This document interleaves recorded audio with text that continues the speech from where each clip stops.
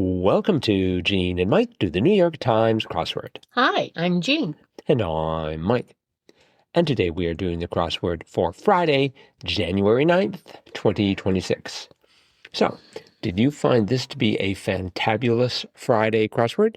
Well, it was pretty Friday, I'd say. Mm-hmm. Pretty Friday. So, I thought it was grand. oh, you did? I like Fridays because, they really can start to really crank up the difficulty in the clues, They which did make that? them more interesting.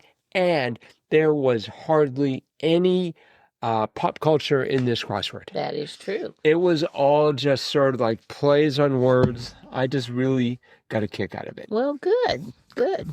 Yeah, I enjoyed it. Of course, I did it as a group project, Mm-hmm. and so it was interesting to see, what each one of us knew and didn't know. Mm-hmm. There were quite a few things in here I did not know, but thankfully, with the three of us, we got through it. Mm-hmm. But like 25 across, dumps, styes. Yes.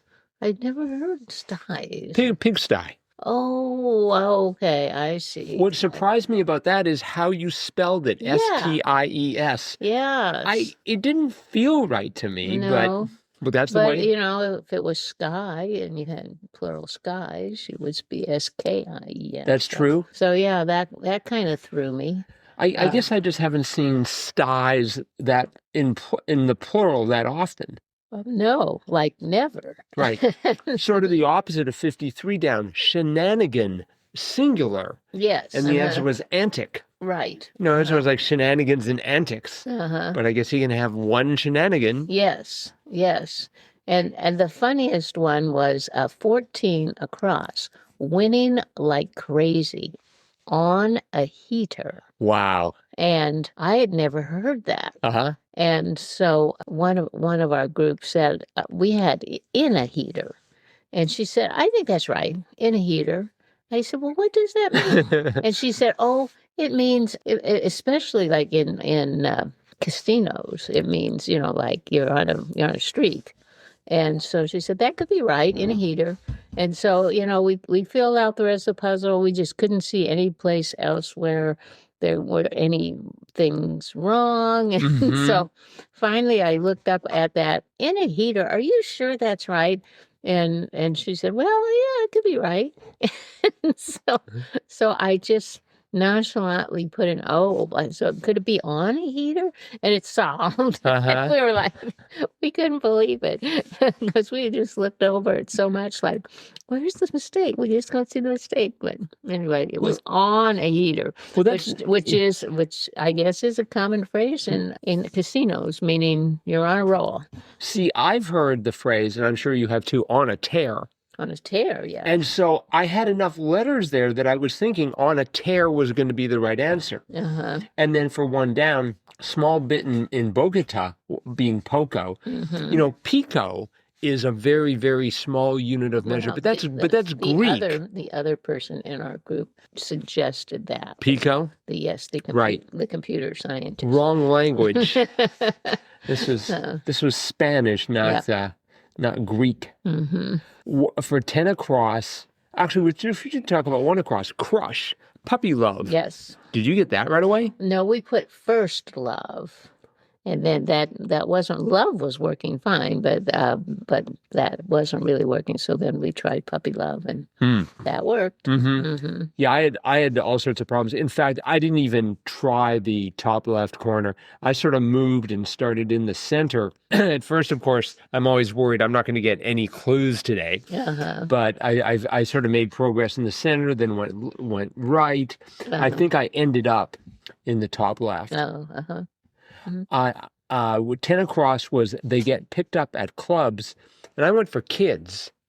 Oh. After school clubs, Oh. they get picked up. So I had kids, but it turned out to be tabs. Yes. Uh-huh. Did you get tabs right away? No, we did not. Okay. No, we did not.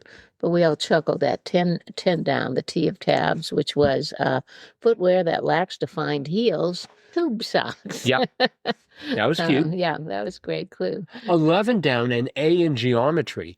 My first answer was non-existent. There's no A in geometry. Oh. And then I went for acute because it's sort of like the sides of the A formed like an acute angle, Oh, uh-huh. but it was only 4 letters long for the answer, and it turned out to be area. That's right. Yes. It's been a while since I've had to worry about geometry. I don't remember that A was a big thing. I mean, I can think like theta, maybe, Well, and delta. I can just always remember, that like line segments, it was A, B, B, C, and, as you were trying to find the area, or the circumference or the diameter or whatever, A would be maybe one end of a line, but, or one circle or whatever. Well, it doesn't say for sure, but the authors of this crossword, Glenn Snitkin and Glenn Davis, they look like they could be math teachers. Oh, so really? They might be experts. Oh, really? But you see, with my kids, I had 12 down starting with a D.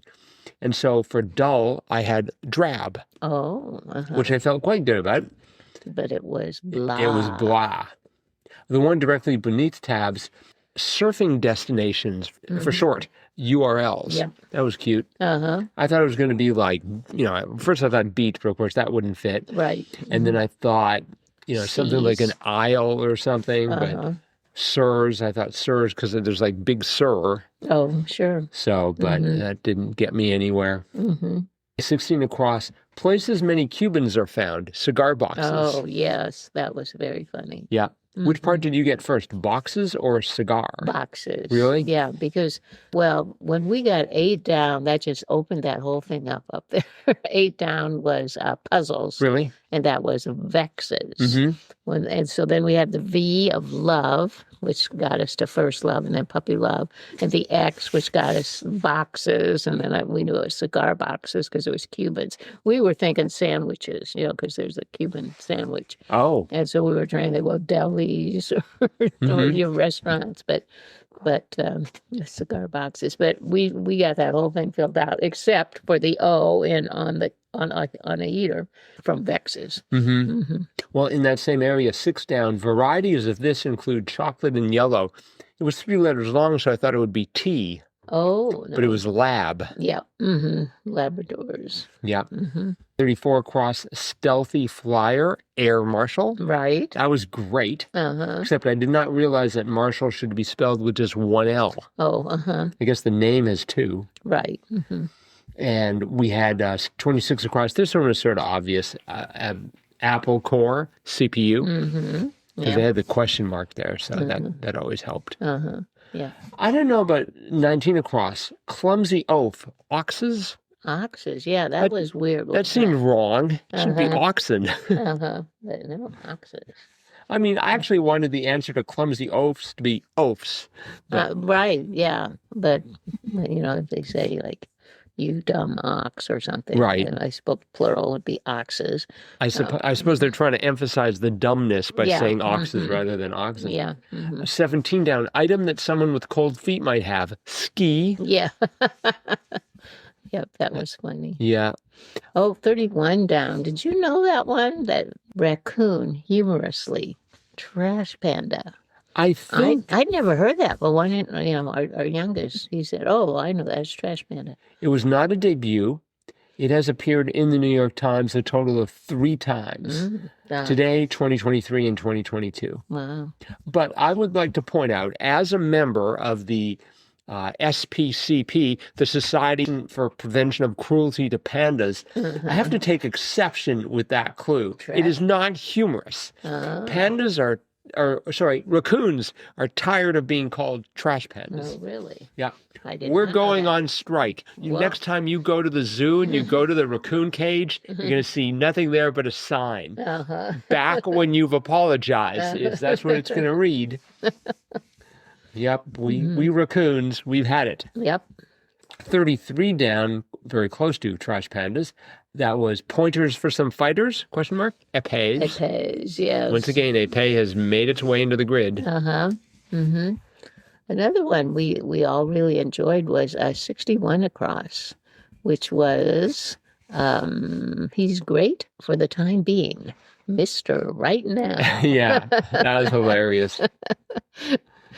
I know a few Mr. Right Nows and Mrs. Right Nows. Now, did you know that? Huh? Do you know that? I did not know that, but I could use that Uh-huh. phrase with various people I know. Hmm. Mr. Right Now. I guess when I said there was no pop culture, there was 50 down, Elba, who portrayed Nelson Mandela, Idris. Idris Elba, yes. But that's that's been showing up in the They use crossword. that a lot because Right. I think of the letters that it's comprised of. Yeah, it's shown up 17 times, Uh-huh. most of them since 2020. So Yeah. it's pretty frequently used. Mhm. Actually, interestingly, it goes all the way back. It was used in 1950. Founder of Arab dynasty in 788. Oh, Whoa. maybe that's who Idris Elba was named after. Here's a fascinating contradiction here. In 1959, they had a clue, King of Libya since 1951. A year later, they had a clue, King of Libya since 1950. Mm. Some dispute as to when Idris became the king. Yeah. Maybe it was like New Year's Eve or something. Maybe. They wanted to give him the benefit of the doubt. Mm-hmm. We had 44 cross, old-timey oath, and it was nerds. Yes. I wanted to spell it with a Z, but it was Nerts. That's right. Yes. Sort of like the breath mint, almost. Mm-hmm. And that crossed with 26 down, kind of fever, cabin. Cabin fever. That was That's good. right. Yeah. 58 down surprised me. What did you have for wild, spelled the Wilde thing? Oh, You went for poem? yep. Not play? No, Isn't he better known for his plays than his poems? I don't know. I know him for both. Really? Okay. I just knew him for plays. Anyways, wasn't right. Let's see. We had 56 down, losing effort, diet. Yeah. That was cute. Mm-hmm. Yeah. And one more, 54 cross, led the charge, crusaded. Crusaded. Yeah, that's a great word. Yeah. I thought there were great clues throughout this whole grid. I thought it was really very awesome. well done. Mm-hmm. And again, it's the pair of Greg Snitkin and Glenn Davis. I think they've collaborated on 2 crosswords, both Fridays. And they were both, the last one and this one were great. Uh-huh.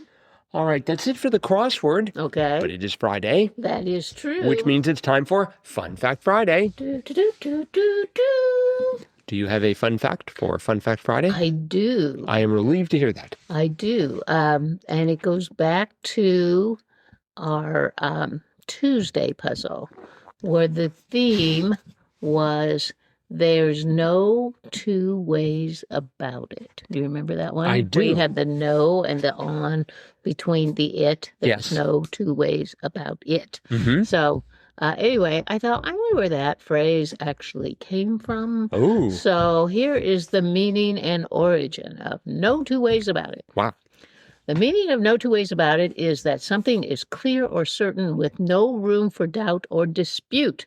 The phrase is the Swiss Army knife of idioms. Any situation where the facts are crystal clear, as straightforward as a ruler. Idioms are metaphorical phrases used to convey big ideas or confusing statements in a more relatable way. They make language more fun and crosswords. Mm-hmm. So if you're wondering where the heck this phrase came from, I am. You have Dickens to thank for it, Charles Dickens. But how are you supposed to use it? It gives many different ways of how you are supposed to use it. But the quote from Dickens was actually, he wrote in his American notes during the 1800s. I guess he came to America and was making notes about us. They're pretty nigh full, and no 2 ways about it. So that is the first place they have ever seen that phrase. No 2 ways about it. So we can thank Charles Dickens for that. And there are synonyms are indisputable, unquestionable, beyond doubt, point blank, and clearly. Mm-hmm. There are no 2 ways about it. I'm surprised they didn't have beyond a shadow of a doubt. Oh, yes. They didn't talk about that, but they end this, and this comes from the grammarist.com. Okay. The idiom no 2 ways about it is the phrase to use when something is as clear as an azure sky. So go ahead, arm yourself with this and other idioms to make the English language as fascinating as it is, because let's face said, there's no two ways about it. Idioms are indispensable. So, Cute. yeah. So, and again, that's from the grammarist.com. All right. Well, thank you for that superb fun fact. No problem. That was great. No two ways about it. You're right. You can use it anywhere. Yes. I'll have the pie. I'll have the pie for dessert. No two ways about it. Very versatile. Yes. All right. That is it for today. So thanks everyone for listening. Remember, please leave us a 5-star review wherever you're listening to this podcast. That helps us so much. And we will be back again with our cutting edge analysis of tomorrow's, that would be Saturday's crossword tomorrow. Bye-bye.